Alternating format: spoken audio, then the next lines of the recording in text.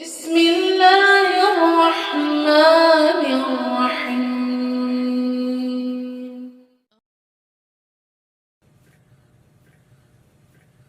بسم اللہ والحمد للہ والصلاة والسلام علی رسول اللہ وعلی آلہ واصحابہ اجمعین الی یوم الدین.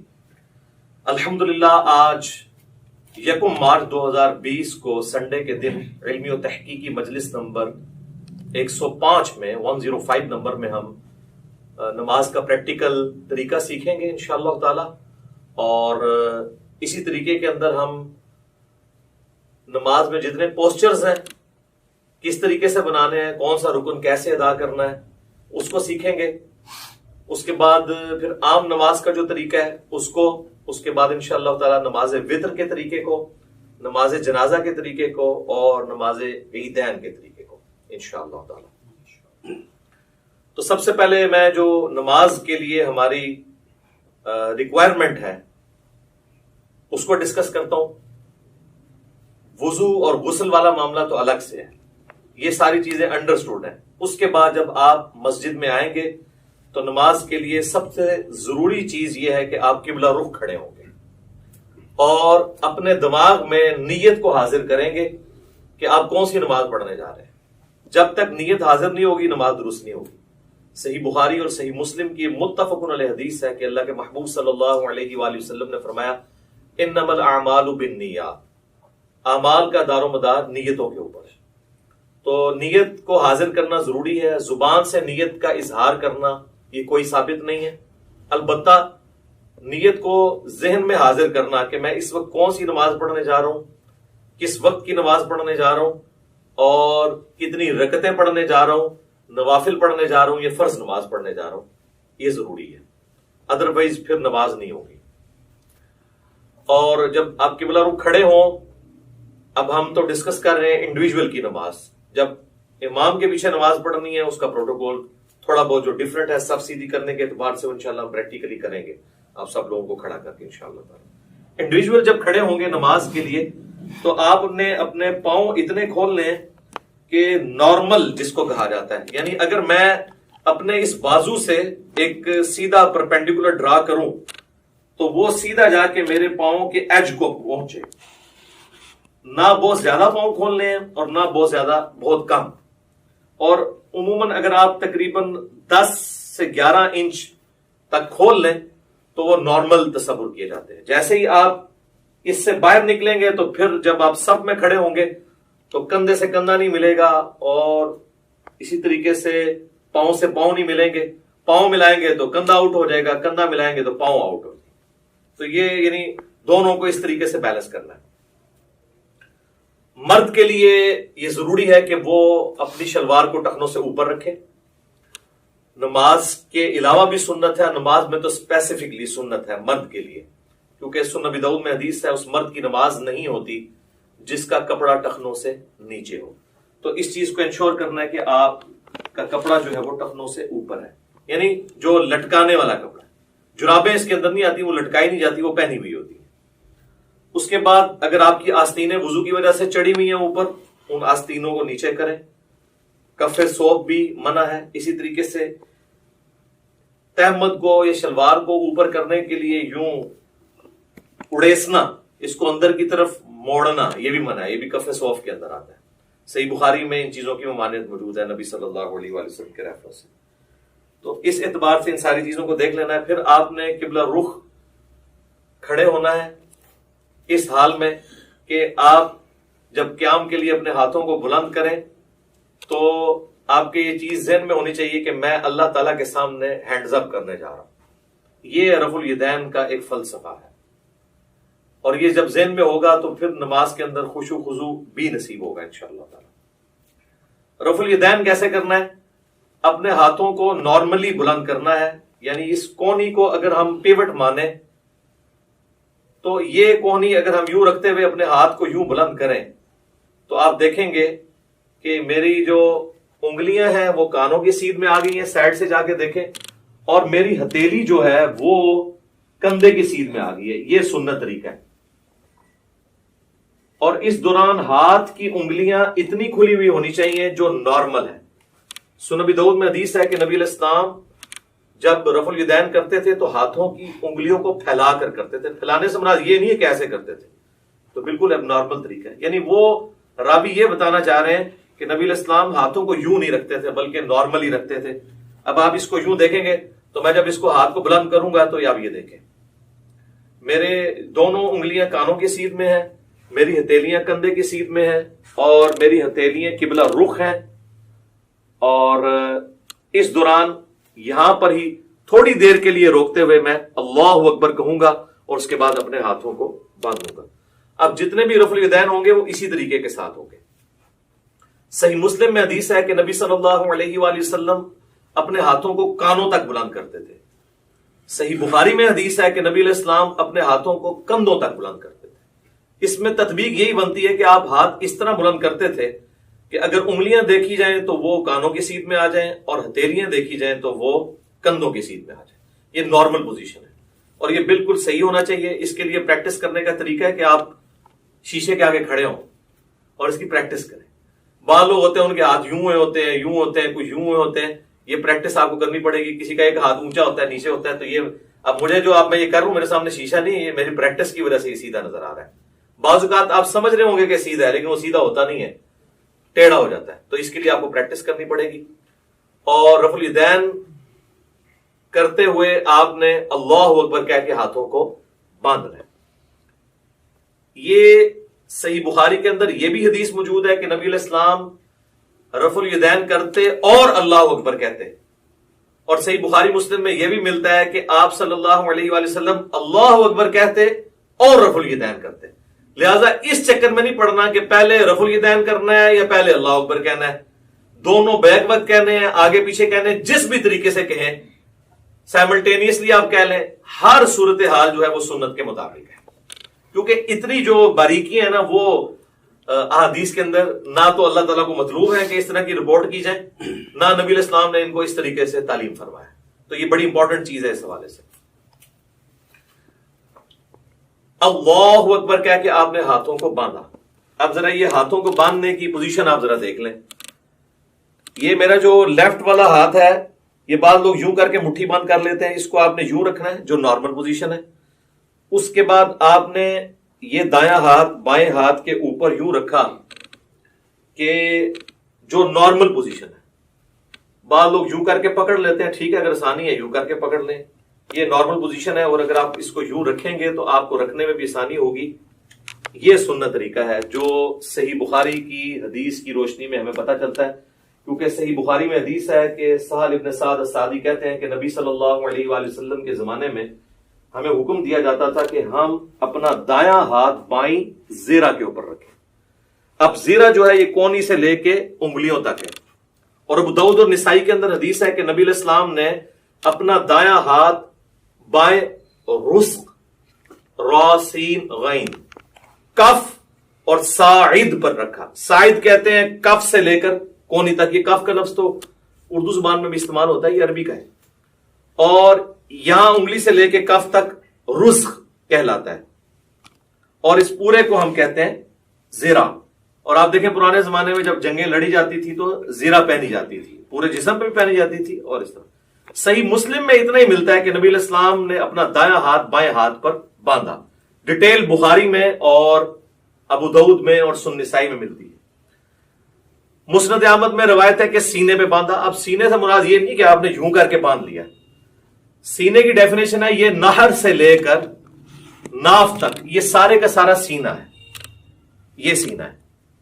اس میں جہاں پہ بھی لائی کرے گا تو آٹومیٹکلی آپ دیکھیں جب آپ یوں کریں گے اور یوں رکھیں گے تو وہ ایک خاص پوزیشن پہ آئے گا جو نہ بہت اونچا نہ بہت نیچا. ناف سے برل یہ اوپر ہی ہے اور نہر سے کافی نیچے ہے. یہ نارمل پوزیشن ہے. اسی پوزیشن میں جب آپ جماعت کے ساتھ نماز پڑھیں گے تو پاؤں سے پاؤں بھی ملا سکیں گے اور کندھے سے کندھا بھی. جیسے ہی آپ یہ اوپر چلے گئے تو پھر یہ دیکھیں کونیاں ملیں گی, کندھا نہیں ملے گا. اسی طریقے سے میرے بھائیوں جب آپ ناف سے نیچے ہاتھ باندھتے ہیں نا تو یہ خلاف سنت ہے. اس حوالے سے جو سنن ابی داؤد کی ایک حدیث پیش کی جاتی ہے تو امام داؤد رحمہ اللہ تعالیٰ نے خود ساتھ لکھا ہے کہ اس حدیث میں ایک راوی ہیں عبد الرحمن بن اسحاق الکوفی، جس کے بارے میں نے خود احمد بن حنبل سے سنا ہے کہ وہ اس کو ضعیف کہا کرتے تھے، اور یہاں پر لوگوں نے یعنی وہ روایت تو پیش کی لیکن ساتھ جو امام کا حکم تھا اس کو سکپ کر دیا. تو ایسے بھی نہیں کریں گے، ایسے بھی نہیں کریں گے، بلکہ اس طریقے سے ہاتھ باندھیں گے جو سنت طریقہ ہے. یا پھر دوسرا طریقہ یہ ہے کہ وضع الیدین کی بجائے ارسال الیدین کیا جائے. اس کے لیے ہم پھر یوں کریں گے کہ آپ نے یوں رفع الیدین کیا، اللہ اکبر کہہ کے ایسے. بعض لوگ بالکل ایسے ساتھ ملا لیتے ہیں، بعض مٹھیاں بند کر لیتے ہیں، بعض ایسے کر کے کھڑے ہو جاتے ہیں، بالکل غلط ہے. بالکل نارمل پوزیشن پہ جہاں پہ آئیں گے یہ ارسال الیدین ہوگا. یہ بھی سنت ہے، اگرچہ اس حوالے سے جو سنن طبرانی کی روایت ہے اس میں خصیب الجحد الراوی جو ہے وہ ضعیف ہے، لیکن چونکہ موقوفہ روایتیں عبداللہ ابن زبیر سے ملتی ہیں المصنف ابن ابی شیبہ میں، بلکہ مصنف ابن ابی شیبہ میں پورا چیپٹر ہے ان صحابہ اور تابعین کا بیان جو ہاتھ باندھ کے نماز پڑھا کرتے تھے، اور ان صحابہ اور تابعین کا بیان جو ہاتھ کھول کر نماز پڑھا کرتے تھے. یہ دونوں طریقے سنت ہے. اور میں نے تو سنن ابی داؤد کی جو 730 نمبر حدیث ہے اس سے بھی یہ چیز ثابت کی ہے کہ انڈائریکٹلی ابو حمید سعدی کی جو 10 صحابہ والی حدیث ہے وہ بھی اس کو سپورٹیو ہے کہ ارسال الیدین کرنا بھی سنت ہے. اس پہ میرا کلپ الحمدللہ لاکھوں لوگوں نے دیکھا ہے، فیس بک کے اوپر بھی، یوٹیوب کے اوپر بھی. آج میں اس ڈیٹیل میں نہیں جاؤں گا. بہرحال ارسال الیدین بھی سنت ہے. الحمدللہ ہم دونوں طریقے سے نماز پڑھتے ہیں. کم از کم میں ایک نماز ضرور ارسال الیدین سے پڑھتا ہوں، لیکن میں وضع الیدین کو اس لیے پریفر کرتا ہوں کہ میں یہ خواہش کرتا ہوں کہ میں اللہ تعالیٰ کے سامنے اس حال میں بھی کھڑا ہوں. اب جو لوگ صرف ارسال الیدین کرتے ہیں وہ اس سنت سے محروم ہو جاتے ہیں. اسی طریقے سے جو لوگ رکوع کے بعد ہاتھ باندھنے کے قائل ہیں وہ بھی اس سنت سے محروم ہو جاتے ہیں. تو ہم اس سنت پہ بھی عمل کرتے ہیں اور اس پہ بھی. رکوع سے پہلے یوں اور رکوع کے بعد ارسال الیدین، اس پہ تو اجماع ہے اہل سنت کے تمام مکاتب فکر، حنفی، شافعی، مالکی، حنبلی اور اہل حدیث بھی. یہ تو چند علماء عرب ہیں جنہوں نے یہ کام ڈالنا شروع کیا رکوع کے بعد ہاتھ باندھنے والا. اس پہ تو اجماع امت ہے، اور میں نے دلائل کے ساتھ ثابت کیا. صحیح بخاری میں اس کے اشارے موجود ہیں، سنن ابی داؤد کے اندر ابو حمید سعدی والی حدیث میں اس کے اشارے موجود ہیں کہ ارسال الیدین کیا جائے گا رکوع کے بعد. تو لہٰذا دونوں طریقے سنت ہیں. ارسال الیدین سے ہم نماز پڑھتے ہیں، فرض نماز پڑھتے ہیں، سنیوں کی مسجد کی پہلی صف میں پڑھتے ہیں، چاہے کسی کو برا لگے. الحمدللہ مطلب اس میں تو کوئی آر نہیں ہمیں اس بات کو کرنے میں. تو ارسال الیدین بھی سنت ہے اور وضع الیدین بھی سنت ہے. تو آپ اچھا بعض لوگ جو ہے نماز شروع کرتے ہی اللہ اکبر کہہ کے وہ ہاتھ چھوڑ دیتے ہیں اور پھر یوں ہاتھ باندھتے ہیں. یہ بھی خلاف سنت ہے. آپ نے ہاتھ چھوڑنے ہیں تو چھوڑ کے نماز پڑھے، یہ بھی سنت ہے. اور آپ نے ہاتھ باندھنے ہیں تو باندھ کے نماز پڑھے تو وہ بھی سنت ہے، لیکن یہ یوں کر کے یوں نہ کریں. اس کے بعد پھر آپ اللہ اکبر کہتے ہوئے اگلے رکن میں جائیں گے اور رفع الیدین کرتے ہوئے اسی طریقے سے، اور وہ ہے رکوع. یوں دیکھیں اللہ اکبر. اب رکوع کے اندر آپ نے ساری انگلیاں جو ہے ہاتھوں کی پھیلا کے رکھنی ہیں اور مضبوطی کے ساتھ گھٹنوں کو پکڑنا ہے اور ان بازوؤں کو بالکل سیدھا کر دینا ہے. جب آپ سیدھا کریں گے تو آپ کی کمر آٹومیٹکلی خود بخود سیدھی ہو جائے گی، جو سنت طریقہ ہے. اور آرام سے یہاں پہ آپ تسبیحات کریں گے اور اس کے بعد سکون سے پھر آپ تسبیحات پڑھنے کے بعد جو میں بعد میں بتاؤں گا، سمع اللہ لمن حمدہ، ربنا ولک الحمد حمدا کثیرا طیبا مبارکا فیہ. مختلف قسم کے الفاظ ہیں، ربنا ولک الحمد بھی کہہ سکتے ہیں. اور اس حالت میں آپ نے ہاتھ باندھنے نہیں بلکہ ارسال الیدین کرنا ہے، اور کم از کم اتنی دیر کھڑے ہونا ہے کہ جتنی دیر آپ ربنا لک الحمد کہیں. بعض لوگوں کی عادت ہے کہ وہ سمع اللہ لمن حمدہ کہہ کے تو ساتھ ہی ایسے چلے جاتے ہیں سجدے میں. یہ بالکل خلاف سنت ہے، نماز نہیں ہوگی. بلکہ بخاری مسلم میں بڑی ڈیٹیل حدیث ہے جو ایک صحابی نے نماز پڑھی، نبی علیہ السلام کے پاس حاضر ہوا، سلام عرض کیا، آپ علیہ السلام نے وعلیکم السلام ورحمۃ اللہ کہا اور کہا کہ دوبارہ نماز پڑھو. تو نے نماز پڑھی نہیں، 3 دفعہ اسی طریقے سے ہوا. پھر اس نے عرض کیا اللہ کے نبی مجھے نماز سکھائیں. تو آپ صلی اللہ علیہ وآلہ وسلم نے فرمایا کہ سکون کے ساتھ قیام کرو اور پھر قرآن جتنا مقدر ہے وہ پڑھو، اس کے بعد سکون سے رکوع کرو، رکوع کے بعد بالکل سیدھے کھڑے ہو جاؤ یہاں تک کہ ہر ہڈی اپنی جگہ پہ آ جائے. پھر سجدے کے لیے جاؤ اور پھر 2 سجدوں کے درمیان اس طرح بیٹھو کہ ہر ہڈی اپنی جگہ پہ آ جائے. پھر دوسرا سجدہ کر کے بھی بیٹھو اور پھر دوسری رکعت کے لیے کھڑے ہو، یعنی جلسہ استراحت بھی کرو. یہ صحیح بخاری میں 6251 نمبر حدیث ہے، جس کے تحت میں سمجھتا ہوں کہ علماء عرب نے جو جلسہ استراحت کو چھوڑ دیا یہ خلاف سنت ہے ان کی نماز. ربنا لک الحمد بھی کہہ سکتے ہیں، اللہم ربنا ولک الحمد بھی کہہ سکتے ہیں، جو بھی وہ انشاءاللہ میں پریکٹیکل جب کروں گا تو آپ کو پتہ چل جائے گا۔ اس کے بعد آپ نے سجدہ میں جانا ہے، اور اس کے لیے سنت یہ ہے کہ آپ نے پہلے ہاتھ لگانے ہیں، اس کے بعد گھٹنے لگانے ہیں، اور نبی علیہ السلام کی حدیث ابو داؤد میں موجود ہے، آپ صلی اللہ علیہ وآلہ وسلم نے فرمایا کہ اونٹ کی طرح مت بیٹھو۔ اور بعض لوگ کہتے ہیں جی اونٹ تو بیٹھتا ہی اس طرح کہ پہلے ہاتھ لگاتا ہے پھر گھٹنے، تو میں اس پہ اکثر کہتا ہوں کہ نبی علیہ السلام نے اونٹ بٹھایا ہوا ہے، اس میں آگے الفاظ موجود ہیں، پہلے ہاتھ لگاؤ بعد میں گھٹنے۔ پھر صحیح بخاری میں جو حدیث ہے 803 نمبر، اس سے پہلے امام بخاری نے باقاعدہ عبداللہ ابن عمر کا عمل لکھا ہے، جس کی پوری سند مصنف ابن ابی شیبہ میں موجود ہے کہ عبداللہ بن عمر جب سجدے میں جانے لگتے تھے پہلے ہاتھ لگاتے تھے بعد میں گھٹنے۔ لہذا علماء عرب جو نماز پڑھتے پہلے گھٹنے لگاتے ہیں، یہ سنت سے دور ہے ایز کمپیئر ٹو اس عمل کے جو ہم کرنے لگے ہیں۔ ربنا لک الحمد حمدا کثیرا طیبا مبارکا فی، اس کے بعد آپ سجدے کی طرف جھکیں گے تو آپ نے یہ دیکھیں، یہ خود بخود اپنی جگہ بنائے گا ہر چیز۔ آپ دیکھ رہے ہیں میری انگلیاں ایسی جگہ پہ آئی ہیں کہ جب میں اس ایج کے اوپر سجدہ کروں گا تو میری انگلیاں کانوں کی سیدھ میں آئیں گی اور ہتھیلیاں کندھے کی سیدھ میں، جس طرح کے رفع الیدین کے وقت تھی، اور انگلیاں آلموسٹ نارمل پوزیشن میں ہوں گی۔ ایک ضعیف روایت ملتی ہے جس میں آپ صلی اللہ علیہ وآلہ وسلم کے بارے میں آتا ہے کہ انگلیاں ملا کے سجدہ کرتے تھے۔ کچھ تابعین کے بارے میں صحیح سند سے بھی ملتا ہے کہ وہ پسند کرتے تھے کہ انگلیاں ملا کے کی جائیں، لیکن اس پہ کوئی مرفوع یا موقوف حدیث اس حوالے سے نہیں ملتی۔ آپ نارمل پوزیشن میں رکھیں، اتنی نہ کھول دیں کہ یہ قبلہ رخ سے ہٹ جائیں، یہ نارمل پوزیشن میں۔ اور اگر کسی نے یوں رکھنی ہے تو یوں بھی رکھ سکتا ہے، اس میں ذرا تردد ہوتا ہے، اس میں ہتھیلیاں بھی لگ جاتی ہیں اور آپ آلموسٹ یہ قبلہ رخ ہی ہوتی ہیں انگلیاں۔ کانوں کی سیدھ میں انگلیاں آ جائیں گی، یعنی کہ یہ دو آنکھوں کے درمیان آپ آنکھوں کی سیدھ میں رکھیں گے، خود بخود کانوں کی سیدھ میں آئیں گی، اور ہتھیلیاں جو ہیں وہ شولڈر کی سیدھ میں، اور پھر آپ نے پہلے ناک لگانا ہے، اس کے بعد ماتھا لگانا ہے۔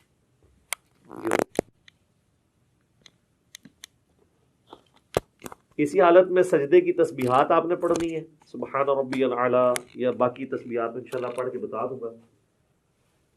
اور پاؤں کی انگلیاں قبلہ رخ ہونی چاہیے، دونوں ایڑیاں آپس میں جڑی ہوئی ہوں،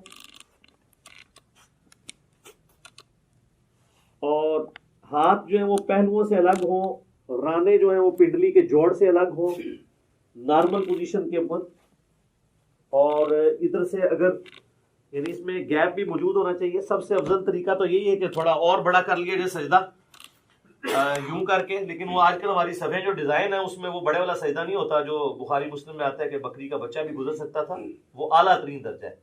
جس چیز سے منع کیا گیا نا وہ یہی ہے کہ آپ نے، بخاری مسلم میں آتا ہے کہ کونیاں زمین پہ کتے کی طرح نہیں یوں بچھانی، اور ظاہر ہے اس حکم میں مرد و عورت دونوں ہی شامل ہیں نماز کے طریقے کے اعتبار سے، تو اس کو اٹھا کے رکھنی ہے اور پہلوؤں سے الگ رکھنا ہے، پیٹ سے نہ ٹچ کریں، پیٹ جو ہے وہ یہ رانوں سے الگ رہے، اور ران اور پنڈلی کا جوڑ جو ہے یہ الگ الگ رہے، اس حالت میں آپ نے سجدہ کرنا ہے۔ تو یہ اس کے بعد اللہ اکبر کیا ہے کہ آپ نے جب بیٹھنا ہے تو آپ کی پوزیشن کیا ہونی چاہیے کہ آپ یہ انگلیاں قبلہ رخ ہوں، یہاں پہ بھی نارمل، یوں کرنے کی ضرورت نہیں ہے، نارمل رکھیں جہاں آپ کو آسانی رہتی ہے۔ اس طریقے سے بھی سنت ہے، صحیح مسلم کے اندر یہ طریقہ بھی آیا ہے اور صحیح مسلم کے اندر یہ طریقہ بھی آیا ہے، یہ دونوں طریقے سنت ہے۔ یہاں پہ مشہور ہے کہ جی وہ اگر کسی کی انگلیاں یوں نیچے ہو جائیں تو اس کی انگلیاں کاٹ دی جائیں، جبکہ صحیح مسلم میں ہے کہ نبی علیہ السلام جب آخری رکعت میں تورک بیٹھتے تھے، جو میں اینڈ پہ بتاؤں گا، تو اپنے بائیں ہاتھ سے اپنے گھٹنے کو لقمے کی طرح پکڑ لیتے تھے،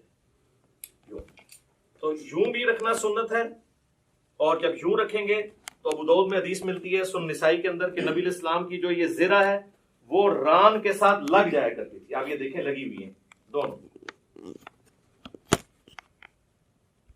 دونوں زریں ران کے ساتھ لگی ہوئی ہیں، اور جب یوں رکھیں گے تو پھر یہ ران سے اٹھ جائیں گی۔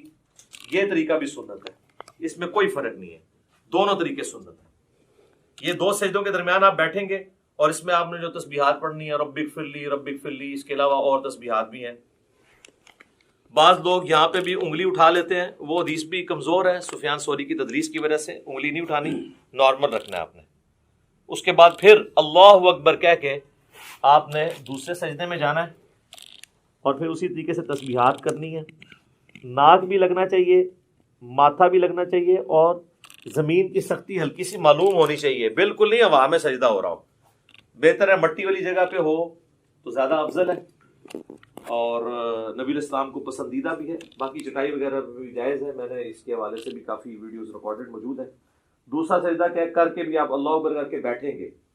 صحیح بخاری میں 6251 نمبر حدیث ہے، نبی الاسلام حکم دیتے تھے کہ نماز میں سکون کرو اس حال میں کہ تم نے بیٹھنا ہے، اور اس کے بعد پھر دوسری رکعت کے لیے کھڑے ہونا ہے۔ اچھا، اس دوران یہ آپ دیکھیں جب دو سجدوں کے درمیان بیٹھنا ہے نا تو بایاں پاؤں لٹانا ہے اور دائیں پاؤں کو کھڑا رکھنا ہے، یہ جہاں پہ آپ کو نارمل لگے۔ بعض لوگوں کے پاؤں شروع سے عادت نہیں ہوتی ہے تو وہ پاؤں بےچارے جو ہیں وہ کھڑا نہیں کر سکتے، تو ان کو کبھی بعض اوقات ایسے کرنا پڑتا ہے، کر سکتے ہیں، جائز ہے، ایسے کر سکتے ہیں جیسے اس کو آسانی لگے یوں، لیکن سنت یہی ہے کہ دایاں پاؤں آپ کھڑے کریں گے اور بائیں کو لٹا کے اس پہ بیٹھیں گے دو سجدوں کے درمیان، پھر دوسرا سجدہ کر کے بھی ایسے ہی بیٹھیں گے، اور پھر اللہ اکبر کہہ کے ہاتھوں کا سہارا لیتے ہوئے، صحیح بخاری میں حدیث ہے، نبی علیہ السلام اعتماد کرتے ہوئے اٹھتے تھے۔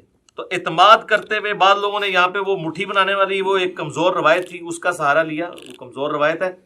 نارمل بخاری میں اعتماد، تو اعتماد ویسے ہی ہوگا جیسے عام حالت میں بندہ اٹھے گا، یہ اعتماد کا طریقہ ہے نارمل۔ یوں کرنے سے یہاں پہ نشان بن جاتے ہیں، اور میں نے دیکھا لوگوں کی یہ ساری جگہ کالی ہوئی ہوتی ہیں، تو یہ تو اب ادھر تو آپ قالین پہ کر لیں گے، تو صحابہ کرام تو مٹی کے اوپر نماز پڑھتے تھے، تو کیا حالت ہو جاتی ہوگی اگر یہ والا کام ہو۔ تو وہ ایسے ایسے میں نے دیکھا یوں کر کے کھڑے ہو رہے ہوتے ہیں، اور وہ کہتے ہیں مٹھیوں والی حدیث، وہ تو روایت ہی کمزور ہے۔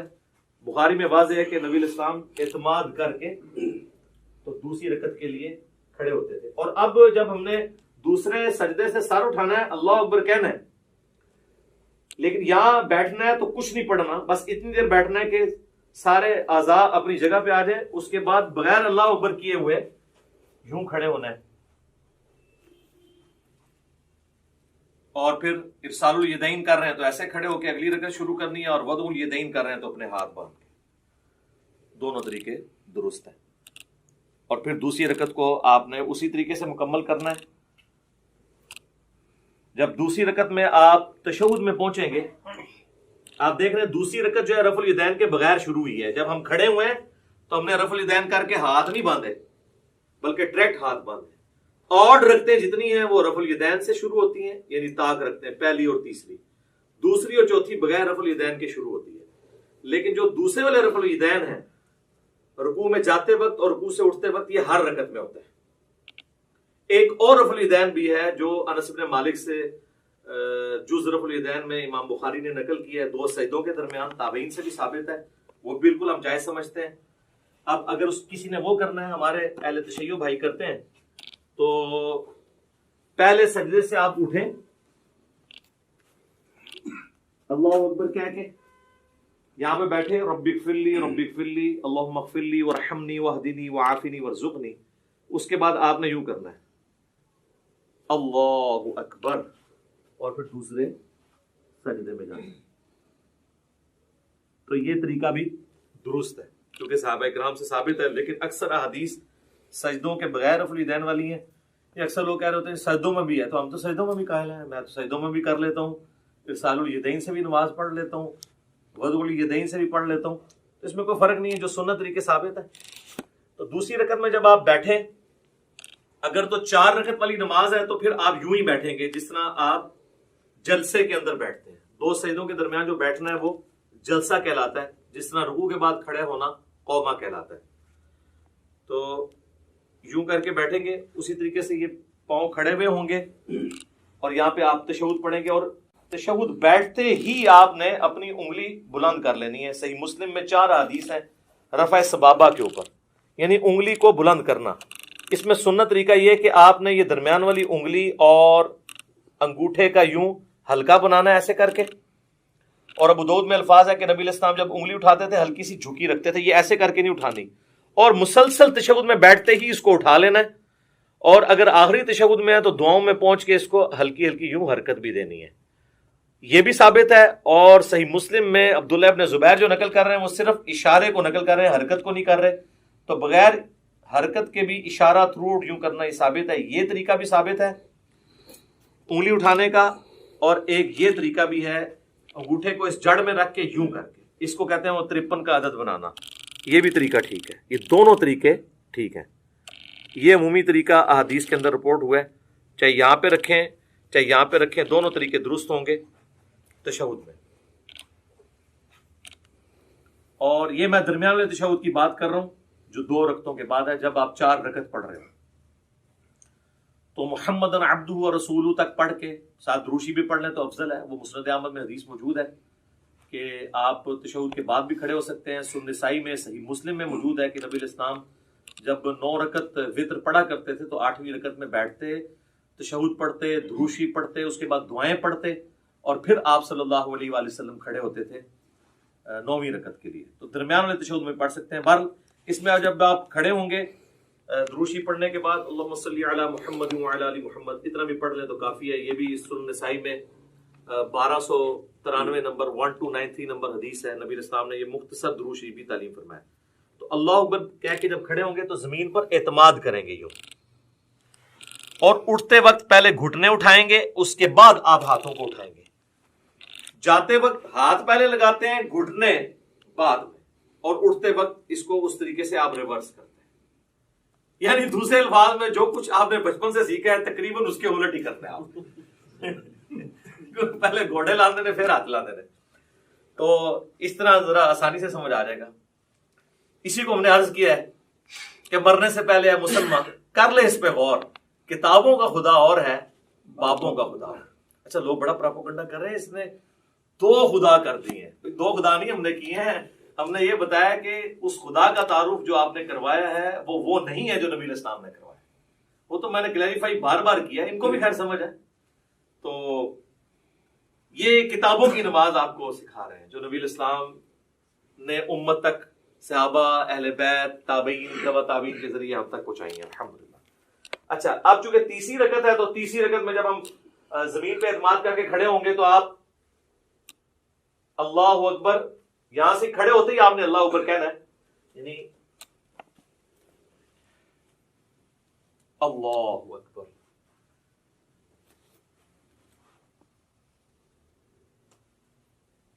پھر وضع الیدین کر لینا ہے، یا اگر آپ نے ارسال الیدین کرنا ہے تو آپ یوں کر لیں، اور پھر تیسری رکعت میں جو پڑھنا ہے وہ انشاءاللہ میں پریکٹیکلی پڑھ کے بھی بتا دوں گا، سب کو پتہ ہی ہے، ہم تو پوسچرز اس وقت ڈسکس کر رہے ہیں کیسے کیسے بنانے ہیں۔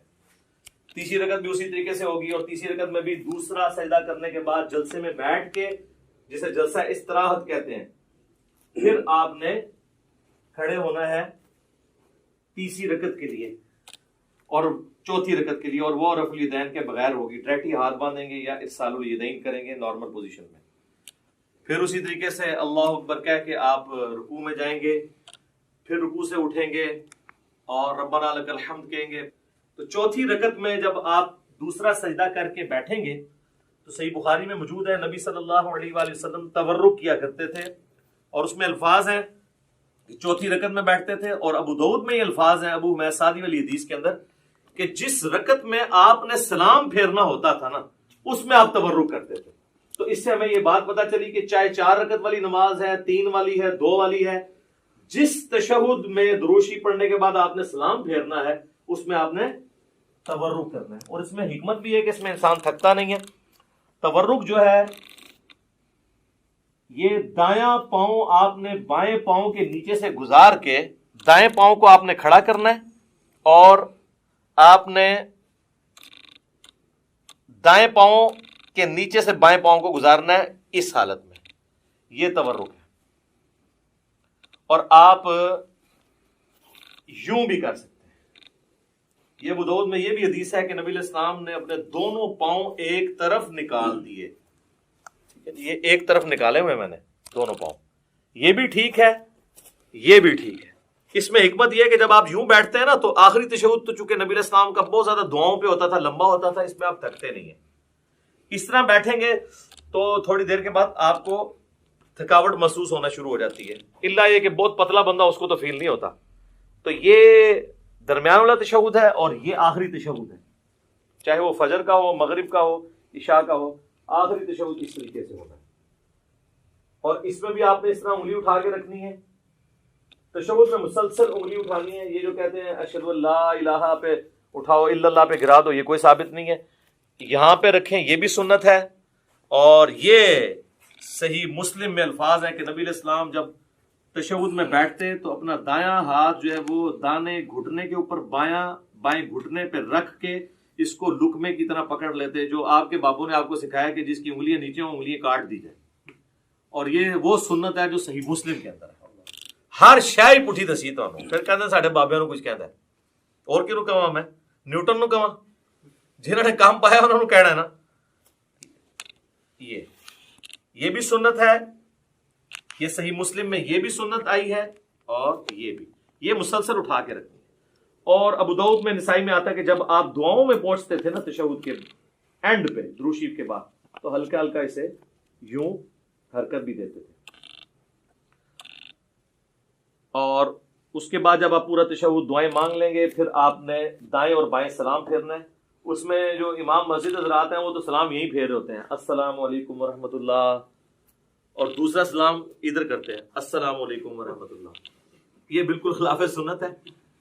آپ نے دائیں طرف والے نمازیوں کو بھی، اور فرشتے ہوں تو ان کی طرف بھی سلام بھیجنا ہے، تو اس کے لیے طریقہ یہ ہے کہ آپ نے پوری گردن موڑنی ہے یوں کر کے، السلام علیکم ورحمۃ اللہ، السلام علیکم ورحمۃ اللہ۔ اچھا، عربیوں کو ایک بڑا مسئلہ ہے۔ اچھا، السلام علیکم ورحمۃ اللہ وبرکاتہ بھی ثابت ہے ابو داؤد کے اندر، دونوں طریقے درست ہیں۔ عربی جو ہے نا ہمارے اجمی لوگوں کو نا، وہ چونکہ امام کے پیچھے ہم لوگ تو عادت ہے نا کہ امام جب پہلا سلام پھیرتا ہے نا، تو جب وہ رحمت اللہ پہ پہنچتا ہے تو ہم پہلا پھیرتے ہیں، پھر وہ دوسرے کے رحمت اللہ پہ پہنچتا ہے تو ہم دوسرا پھیرتے ہیں۔ عربی کیا کرتے ہیں کہ وہ انتظار کرتے ہیں کہ امام دونوں طرف پھیرے، السلام علیکم ورحمۃ اللہ، السلام علیکم ورحمۃ اللہ، اور اس کے بعد وہ پھیرتے ہیں۔ آپ نے دیکھا وہ عرب کے ٹی وی پہ بھی جب آپ کو آواز آ رہی ہوتی ہے اس کی مکبر کی پیچھے سے، تو اور وہ یہ سمجھ رہے ہوتے ہیں کہ ہم صحیح طریقے پہ چل رہے ہیں، دونوں طریقے درست ہیں، کیونکہ آپ ہے تو پیچھے ہی ہے نا۔ جب پہلا سلام پھیرا اس کے بعد ہی آپ نے بھی پہلا پھیرا نا، تو یہ نہیں ہے کہ پورا پھیرے۔ اگر اس طریقے سے بھی کرنا چاہتا ہے وہ بھی ٹھیک ہے۔ یہ خام خواہ لوگوں پہ فتوے لگانا کہ وہ امام سے آپ آگے نکلے، امام سے کب آگے نکلے؟ امام نے السلام علیکم ورحمۃ اللہ کہا، اس کے بعد ہی ہم نے کہا، اور امام نے جب دوسرا پھیرا اس کے بعد ہی ہم نے کہا۔ وہ تو حدیث ہے بخاری مسلم میں کہ جو امام سے پہلے رکوع سے سر اٹھائے تو اسے ڈر جانا چاہیے کہ اللہ تعالیٰ اس کا سر جو ہے وہ گدھے کا نہ بنا دے۔ پوسچرز میں آپ نے امام سے پہلے کوئی کام نہیں کرنا۔ باقی جو بیچ میں پڑھنا ہے وہ آگے پیچھے ہو سکتا ہے، وہ تو نہ آپ سن رہے ہوتے ہیں اس کی، نہ وہ آپ کی سن رہا ہوتا ہے۔ کئی بار ہم تشہد ختم کر کے بیٹھ جاتے ہیں، امام کا تشہد ختم ہی نہیں ہوتا، اس میں آگے پیچھے ہو سکتا ہے، پوسچرز نہیں آپ آگے پیچھے کر سکتے۔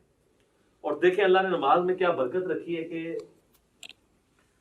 نماز میں مسلمانوں کی یونٹی ہے، کوئی فرقہ بھی دوسرے کے پیچھے نماز پڑھ سکتا ہے، کیونکہ بیسک سٹرکچر سب کی یہی ہے 4 رکعتوں میں۔ پہلے قیام کے بعد رکوع، رکوع کے بعد کھڑے ہونا، اس کے بعد سجدے میں جانا، 2 سجدوں کے درمیان بیٹھنا۔ اور ایون سنی شیعہ کی کتابیں تو متفق ہیں، شیعہ بھی جو ہے وہ جلسہ اس طرح آتی ہے، یعنی دوسرے سجدے کے بعد بیٹھ کے اٹھتے ہیں، اور اہل سنت بھی جو کتاب و سنت کے فالوورز ہیں وہ اسی طریقے سے اٹھتے ہیں۔ بہرحال کوئی ڈائریکٹ اٹھے یا اس طریقے سے اٹھے، دونوں طریقوں میں وہ ایک فرقے والا دوسرے فرقے والے امام کے پیچھے نماز پڑھ سکتا ہے۔ یہ اللہ نے نماز کی حفاظت کی ہے، نماز کی بیسک سٹرکچر میں کوئی فرق نہیں ہے۔ ورنہ تو یہ ہوتا کہ شیعہ کے قیام کا وقت ہے، آپ کے رکوع کا وقت آ جائے، تو پھر کس طرح ایک دوسرے کے پیچھے پڑھ سکے نماز؟ تو یہ اللہ تعالیٰ نے کم از کم بیسک سٹرکچر جو ہے، باقی جو چھوٹی موٹی چیزیں ان پہ اختلاف ہو سکتا ہے، بہتری کی طرف جانا چاہیے۔ تو یہ میں نے آپ کو ایک بلیو پرنٹ پیش کر دی ہے، قیام کیسے کرنا ہے، رفع الیدین کیسے کرنا ہے، اور اسی طریقے سے سجدہ کیسے کرنا ہے، 2 سجدوں کے درمیان بیٹھنا کیسے ہے، کون کون سی چیز پہلے لگانی ہے، کون سی بعد میں، کیسے سہارا لے کے اٹھنا ہے، انگلیاں کیسے رکھنی ہے، ساری چیزیں بتا دی ہیں۔ اہل تشیع کے ہاں ایک ریناؤنڈ چیز ہے کہ وہ جب یعنی نماز کا اختتام کرتے ہیں تو 3 دفعہ اللہ اکبر ایسے ایسے کہتے ہیں، تو سلام نہیں پھیرتے، لیکن شیعہ سلام پھیرنے کے قائل بھی ہیں۔ خامنائی صاحب نے نماز پڑھائی، ثاقب اکبر صاحب نے مجھے خود کہا، میں نے ان کے پیچھے نماز پڑھی، انہوں نے دونوں طرف سلام پھیرا، دونوں طریقے درست ہیں۔ باقی اللہ اکبر پہ تو ہم بھی متفق ہیں کہ نماز کے اینڈ پہ ہم بھی بلند آواز سے اللہ اکبر کہتے ہیں۔ بخاری مسلم میں حدیث ہے کہ نبی علیہ السلام کی نماز کا مکمل ہونا اللہ اکبر کی آواز سے، تکبیر کی آواز سے پہچانا جاتا تھا. اس کے بعد آہستہ آواز سے 3 دفعہ استغفر اللہ، اور پھر اللہم انت السلام و منک السلام تبارک یا ذا الجلال والاکرام. جو ہمارے گرین اور بلو کارڈز آپ پڑھ سکتے ہیں، سب کچھ موجود ہے اس کے اندر. تو یہ بیسک سٹرکچر تھی جس میں نے کوشش کی کہ آپ کو ایک اوور آل پکچر پتہ چل جائے. اب میں فزیکلی آپ کو نماز پڑھ کے بھی بتاؤں گا تاکہ آپ کو پتہ چل جائے کہ اس میں نے یہ پڑھنا ہے اور اس طرح پڑھنا ہے اور کم از کم اتنا پڑھنا ہے. زیادہ تو آپ جتنا گڑ ڈالیں میٹھا ہوگا. لیکن اس لیول پہ جانے سے پہلے میں آپ کو ایک بلو پرنٹ باقی نمازوں کا بھی بتا دیتا ہوں. یہ تو 4 رکعتوں کا بتایا، اگر 2 رکعتیں ہوتی تو میں دوسری رکعت میں یوں تورک بیٹھ جاتا. اور اگر وتر کی نماز ہوتی تو وتر کا طریقہ بھی ہم ڈسکس کر رہے ہیں، تو وتر کا طریقہ بھی سیم اسی طریقے سے جس طرح عام نماز ہے. 3 وتر نبی علیہ السلام کی عمومی سنت ہے. صحیح بخاری میں قاسم بن محمد بن ابی بکر جو سیدنا ابو بکر رضی اللہ تعالیٰ عنہ کے پوتے ہیں، وہ کہتے ہیں میں نے صحابہ کرام کو 3 رکعت وتر پہ پایا، البتہ ایک میں حرج نہیں ہے. اور بخاری مسلم میں وہ تو مشہور حدیث ہے، رمضان ہو یا غیر رمضان. اما عائشہ کہتی ہیں نبی علیہ السلام 11 رکعت پڑھتے تھے، 8 تراویح اور 3 وتر، یا 8 نفل یا تہجد، کچھ بھی کہہ لیں. تو 3 وتر کا طریقہ یہ ہے کہ آپ نے وتر کو مغرب سے مختلف کرنا ہے، کیونکہ المستدرک للحاکم میں صحیح ابن حبان میں موجود ہے، نبی علیہ السلام نے فرمایا اسے مغرب سے مختلف کرو. اور مغرب سے مختلف کرنے کا طریقہ کیا ہے کہ 2 طریقے ہیں. ایک وہ ہے جو صحیح بخاری اور مسلم میں آیا ہے عبداللہ بن عمر سے کہ وہ 2 رکعتیں پڑھنے کے بعد سلام پھیر دیا کرتے تھے، اور پھر سلام پھیرنے کے بعد اگر کسی اپنے غلام کو کوئی حکم دینا ہوتا تو حکم دیتے تاکہ یہ پتہ چل جائے کہ اس کے دوران بول سکتے ہیں، اور پھر 1 رکعت الگ سے پڑھا کرتے تھے. یہ مغرب سے مختلف کرنے کا ایک طریقہ ہے. دوسرا جو ہے وہ ہمیں سیدنا عمر فاروق رضی اللہ تعالیٰ عنہ سے صحیح ابن خزیمہ میں، ابن حبان میں، المستدرک للحاکم اور کئی کتابوں میں ملتا ہے کہ وہ کیا کرتے تھے کہ دوسرا جو تشہد ہے نا، جو 2 رکعتوں کے بعد جو تشہد ہے وہ نہیں بیٹھتے تھے. مغرب میں تو ہم بیٹھتے ہیں نا، تو دوسری رکعت میں بھی وہ جلسہ استراحت کرتے تھے اور تیسری رکعت کے لیے کھڑے ہو جاتے تھے. اور جب آپ تیسری رکعت کے لیے کھڑے ہوں گے، چونکہ یہ آڈ رکعت ہے، تو پھر یہ رفع الیدین سے شروع ہوگی. یہ بھی اکثر لوگ پوچھ رہے ہوتے ہیں کہ تیسری بغیر رفع الیدین دی ہوگی، رفع الیدین. سر آڈ رکعت سمپل فارمولہ ہے رفع الیدین کے ساتھ. رفع الیدین کتنے ہونے ہیں؟ 4 رفع الیدین تو اتفاقی ہیں. نماز شروع کرتے وقت، ہر رکعت میں رکوع میں جاتے وقت اور اٹھتے وقت 3 ہو گئے، اور 2 رکعتوں سے اٹھ کے یعنی تیسری رکعت کے اندر یہ 4 ہے، اور 5واں 2 سجدوں کے درمیان ہے. اس کے علاوہ بھی اگر جس کو جتنا شوق ہے کرتا رہے، ہر اٹھک بیٹھک پہ کرے، اس کی مرضی. یہ ایٹ لیسٹ ڈیٹم لیول ہے. اچھا جی، اب وتر میں چونکہ وہ مختلف اس طرح کرنا ہے، وہ تو میں نے آپ کو بتا دیا.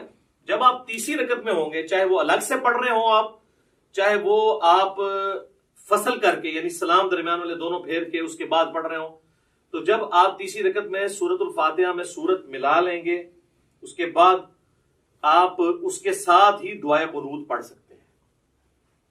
اللہم اہدنی فیمن ہدیت. آج کلپ چڑھ گیا ہوگی کہ اصل دعا کیڑی ہے، ٹھیک ہے.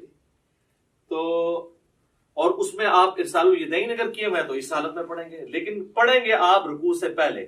صحیح بخاری میں 1002 نمبر حدیث ہے. انس بن مالک کہتے ہیں وہ شخص غلط بیانی کر رہا ہے، جھوٹ بول رہا ہے، جو یہ کہہ رہا ہے کہ نبی صلی اللہ علیہ وآلہ وسلم قنوت وتر کی قنوت کی دعا جو ہے وہ رکوع کے بعد کیا کرتے تھے. آپ نے صرف 1 مہینہ رکوع کے بعد کی، وہ کافروں پہ بد دعا کی تھی، قنوت نازلہ. آپ ہمیشہ رکوع سے پہلے کرتے تھے. رکوع سے پہلے کیسے؟ سورت ملائی، اس کے بعد یہ آپ نے پڑھ دیا اللہم اہدنی فیمن ہدیت، یہ دعا پوری کی، پھر آپ رفع الیدین کر کے رکوع میں چلے گئے. اور دوسرا طریقہ جو کم از کم 3 تابعین سے ثابت ہے اور سیدنا عمر سے بھی ثابت ہے، اور المصنف ابن ابی شیبہ میں، مستدرک الحاکم میں، صحیح ابن حبان کے اندر، ابن خزیمہ کے اندر، المعجم الکبیر طبرانی کے اندر ڈیٹیل سے مل جائے گا آپ کو کہ سیدنا عمر جو ہے وہ تکبیر کہتے تھے دعائے قنوت پڑھنے سے پہلے. یعنی سورت ملا لی، اس کے بعد سورت ملانے کے بعد آپ نے اللہ اکبر کیا، تکبیر کہی، اور دوبارہ ہاتھ باندھ کے آپ نے دعائے قنوت مانگی. اس میں ہاتھ نہیں اٹھانے ہوتے کیونکہ یہ قنوت نازلہ نہیں ہے، یہ عام قنوت ہے. عام قنوت میں ہاتھ باندھے جاتے ہیں یا ارسال الیدین کر کے آپ پڑھیں. ہاتھ اٹھانے والی کافروں میں بد دعا ہے، اور وہ ہوتی بھی رکوع کے بعد ہے، اور وہ ہوتی بھی عموماً فرض رکعت جو فرض نماز ہے اس کی آخری رکعت میں رکوع میں جانے کے بعد ہوتی ہے، جو سنت ہے. وہ آپ کو قنوت والا چیپٹر مشکات میں مل جائے گا، ابو داؤد ترمذی ابن ماجہ کے حوالے سے حدیث مل جائے گی. اور جو قنوت وطر کے اندر کوئی قنوت نازلہ کرنا چاہتا ہے تو نبی علیہ السلام سے ثابت نہیں، لیکن صحابہ کرام سے، ابی ابن کعب سے، صحیح ابن خزیمہ کے اندر موجود ہے، جس میں دعائیں قنوت بھی انہوں نے پڑھی اور ساتھ درود شریف بھی پڑھا اینڈ کے اوپر، اور بھی دعائیں مانگی، وہ آپ کر سکتے ہیں۔ صحابہ کا یہ طریقہ، اور میں اس پہ اکثر کہتا ہوں کہ جو لوگ کہتے ہیں کہ صحابہ کرام نعوذ باللہ حجت نہیں ہے، ہم نے مرفوع حدیث دیکھنی ہے، تو ان کے لیے لمحہ فکری ہے کہ وہ جتنی یہاں پہ قنوت نازلہ پڑھا رہے ہیں اپنی وطروں کے اندر رمضان میں، وہ تو صحابہ کا طریقہ ہے۔ جب داڑھی کی باری آتی ہے ہم نہیں کاٹتے، لیکن مٹھی کے بعد صحابہ کا اجماع ہے کہ کاٹنا جائز ہے۔ وہاں کہتے ہیں جی ہم نبی علیہ السلام کو دیکھ رہے ہیں، تو نبی علیہ السلام کو بھی نہیں آپ دیکھ رہے، نبی علیہ السلام کی تو مٹھی سے بڑی نہیں ہے، یہ بھی میں نے ثابت کیا ہے الحمدللہ۔ ساتھ ساتھ تھوڑی سی برین واشنگ ہوتی رہنی چاہیے، تبھی چیزوں کی سمجھ آتی ہے۔ تو اللہ اکبر کہہ کے ارسال الیدین کیا یا ہاتھ باندھے اور آپ نے دعائے قنوت پڑھی، اس کے بعد اللہ اکبر کہہ کے دعائے قنوت کے بعد روشی بھی پڑھنا ہے، اور پھر آپ نے وہ پورا کیا۔ اب چونکہ چاہے آپ نے فصل کیا ہوا ہے، درمیان میں 2 پڑھ کے سلام پھیرے ہوئے ہیں، یا آپ نے 2 کے بعد آپ کھڑے ہوئے ہیں، دونوں صورتوں میں تیسری رکعت تو آپ کی وطر کی آخری ہوگی، اس میں پھر آپ تورکی بیٹھیں گے۔ بلکہ سنن کبریٰ البیہقی میں یا مصنف ابن ابی شیبہ میں ملتا ہے نا کہ جس رات سیدنا ابو بکر کو دفن کیا گیا تو رمضان کی رات نہیں تھی، تو حضرت عمر نے کہا میں نے تو وطر ہی نہیں پڑھے ہوئے ہیں، تو پھر انہوں نے کہا میں جماعت کراتا ہوں تو میرے پیچھے وطر پڑھو۔ اس سے یہ بھی بات پتہ چلی کہ رمضان کے علاوہ وطر کی جماعت کروائی جا سکتی ہے۔ تو اس میں انہوں نے وطر اسی طریقے سے پڑھائے تھے کہ انہوں نے درمیان تشہد چھوڑا تھا اور اپنا 3 وطر پڑھائے تھے۔ اور وطر کے اوپر میرا ڈیٹیلڈ 130 مسئلہ ہے، اس میں میں نے ساری نیٹی گریٹیز ڈسکس کی ہیں، آج اس ڈیٹیل میں جانے کی ضرورت نہیں۔ نماز وطر بھی کمپلیٹ ہوگی تھی، کچھ چیز ہے تو نہیں کی نماز وطر کے حوالے سے؟ کون سی دعا آخر میں؟